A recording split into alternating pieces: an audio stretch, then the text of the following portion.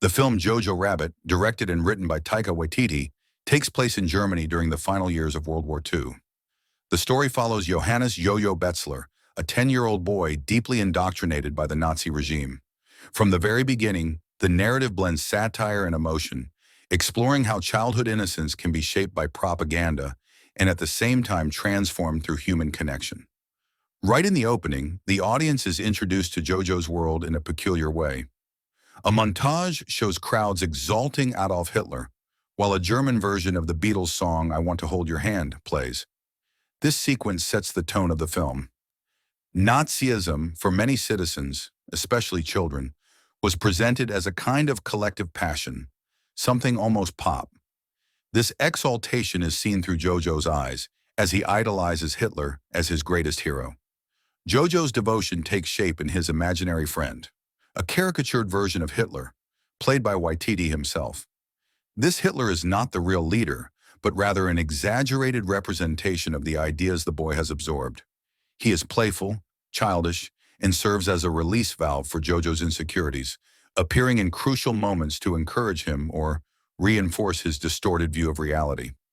The boy is sent to a Hitler youth camp, run by Captain Klenzendorf, a war-wounded officer who no longer harbors illusions about Nazi glory.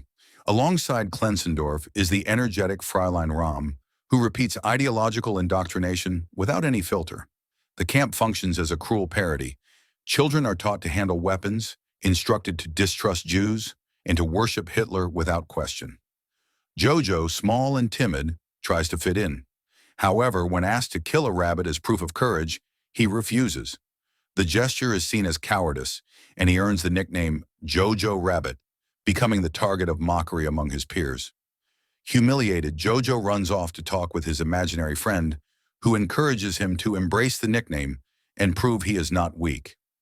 In an attempt to show bravery, Jojo grabs a grenade during an exercise and throws it, but the weapon explodes near him, leaving him seriously injured. He survives but is left with scars on his face and a weakened leg.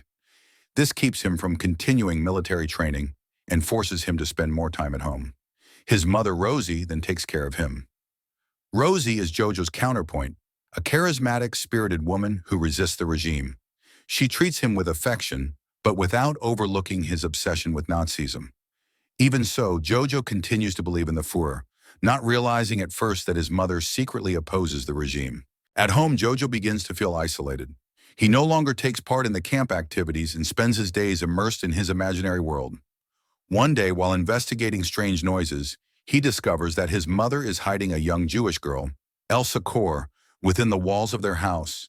Elsa had been a friend of his older sister, who has since passed away. This discovery shocks Jojo, who has been taught to see Jews as monstrous creatures. The boy is terrified, yet also fascinated. His first reaction is to threaten to turn her over to the authorities. However, he realizes that if he does, his mother will also be punished for treason. Thus, Jojo finds himself in a dilemma. He cannot report Elsa, but he also cannot ignore her presence. Elsa, for her part, notices Jojo's naivety and decides to play with his fears. She invents absurd stories about Jews, reinforcing Nazi propaganda stereotypes, such as the idea that they had horns, slept hanging from ceilings, or could read minds. Jojo, though suspicious, believes some of it, and begins writing a book called You Who Jew, where he intends to gather all possible information about the enemy.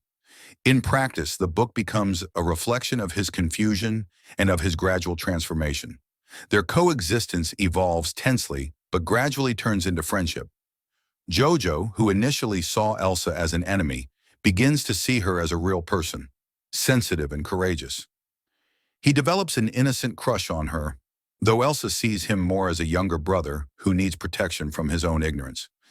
Meanwhile, Rosie tries to maintain an appearance of normalcy at home. She gently criticizes her son's fanaticism, reminding him that life must be lived with joy even in dark times. In a symbolic scene, she paints lipstick on Jojo's face and makes him dance, saying that dancing is an act of freedom. These moments reveal that Rosie is part of the resistance against the regime and that she risks her life not only by hiding Elsa, but also by keeping hope alive in her son. The situation becomes more complicated when Gestapo officers visit Jojo's home. In a tense sequence, they search the house and interrogate Elsa. The young girl manages to pass herself off as Jojo's deceased sister, using old documents, though there is the constant risk of being exposed. Captain Klenzendorf, present during the inspection, realizes the lie but chooses to confirm Elsa's false identity, protecting the girl and Jojo's family. This gesture shows that, despite serving in the Nazi army, Klenzendorf harbors compassion and no longer believes in the cause. The war, however, advances. Bombings destroy parts of the city, food becomes scarce, and there are clear signs that the Third Reich is collapsing. Even so, Jojo continues to speak with his imaginary friend Hitler, who insists that he not abandon the ideology. This Hitler grows increasingly aggressive and desperate, reflecting Jojo's inner conflict between loyalty to the regime and the truth he learns from living alongside Elsa. The most painful moment of the story comes when Jojo finds his mother dead, hanged in the town square. Rosie has been captured and executed for her acts of resistance. The scene is constructed subtly yet devastatingly. Jojo sees only her feet dangling, without the camera needing to show the rest. The boy is left in shock and returns home heartbroken, clinging even more tightly to Elsa as his only companion. With his mother's death and the war nearing its end, Jojo faces a bleak reality. The Nazi regime begins to conscript even children and the elderly to fight against the Allies. Jojo watches as the city turns into a chaotic battlefield, where civilians are sacrificed in the name of an already defeated ideal. During the final battle, Jojo is thrown into the midst of destruction. He witnesses brutal deaths, sees neighbors dragged into combat without training, and feels firsthand the absurdity of war. Captain Klenzendorf, who encounters him again in this setting, once more shows compassion. He protects Jojo, saving him from being accused as an active member of the Nazis. Before being executed by the Allies, Klenzendorf offers a final gesture of kindness, helping the boy survive. It is the last act of a man who, despite his contradictions, chooses to end his life protecting the innocence of a child. When the war ends, Jojo returns home and finds Elsa. Fearing that she will leave him, he lies and tells her that the Nazis won. But the lie does not last. Soon Jojo realizes that he cannot imprison her within his fantasy. He finally admits that the war is over and that Germany has been defeated. In the most delicate moment, Elsa and Jojo step out of the house together. The young girl recognizes her newfound freedom, even though it is in a devastated world. Jojo, still confused and wounded, remembers his mother's words, "Dancing is freedom." In the moving conclusion, he puts on music and begins to dance in the street, alongside Elsa. They look at each other with a mixture of relief and hope, aware of their losses, but also of the possibility of beginning anew. Jojo Rabbit is a work that combines satire, humor, and drama to explore the impact of Nazi ideology on the youngest and most innocent.